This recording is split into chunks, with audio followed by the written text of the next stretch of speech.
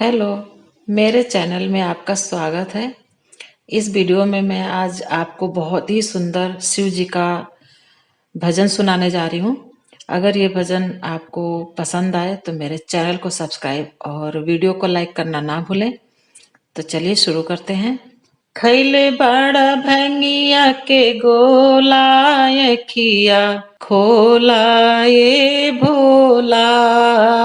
खैले बड़ा भंगिया के गोला खिया खोला ये भोला। अखिया खोला ये भोला। अखिया खोला ये भोला। अरे खैले बड़ा भंगिया के गोला अखिया खोला ये भोला। खैले बड़ा भंगिया के गोला अखिया खोला ये भोला।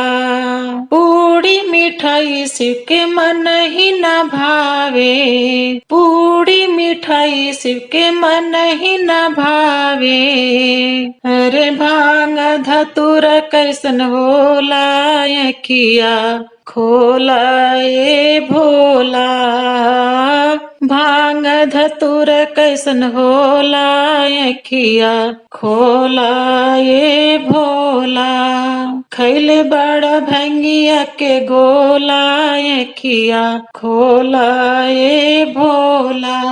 तो सक तकिया शिव के मन ही न भावे। तो सक तकिया शिव के मन ही न भावे। अरे समाधिए में नींद पूरा होला अखिया खोला ये भोला। समाधिए में नींद पूरा होला अखिया खोला ये भोला। खैले बड़ा भंगिया के गोला अखिया खोला ये भोला।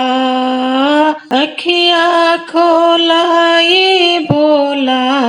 अखिया खोला ये भोला। खैले बड़ा भंगिया के गोला अखिया खोला ये भोला। हाथी घोड़ा शिव के मन ही न भावे। हाथी घोड़ा शिव के मन ही न भावे। नंदी बैल कैसन होला अखिया खोला ये भोला।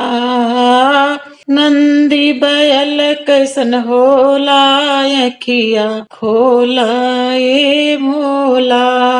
अखिया खोला ये भोला।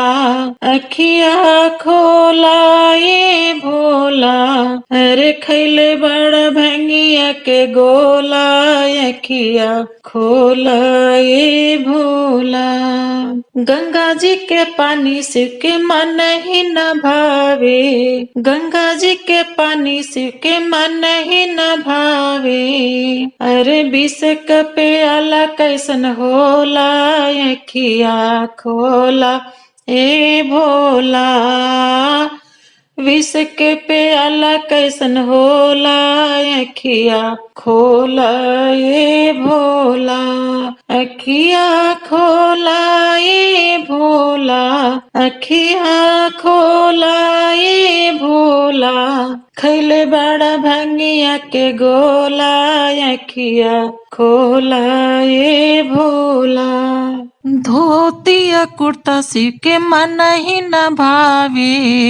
धोतिया कुर्ता शिव के मन ही न भावे। अरे मृग के छाल कैसन होला अखिया खोला ये भोला। मृग के छाल कैसन होला अखिया खोला ये भोला। अखिया खोला ये भोला। अखिया खोला ये भोला। अरे खैले बड़ा भंगिया के गोला त अखिया खोला ये भोला। खैले बड़ा भंगिया के गोला त अखिया खोला ये भोला। तो दोस्तों देखा आपने, इतना सुंदर भजन था। आपको ये भजन कैसा लगा अगर पसंद आया तो मेरे वीडियो को लाइक और चैनल को सब्सक्राइब करना ना भूलें।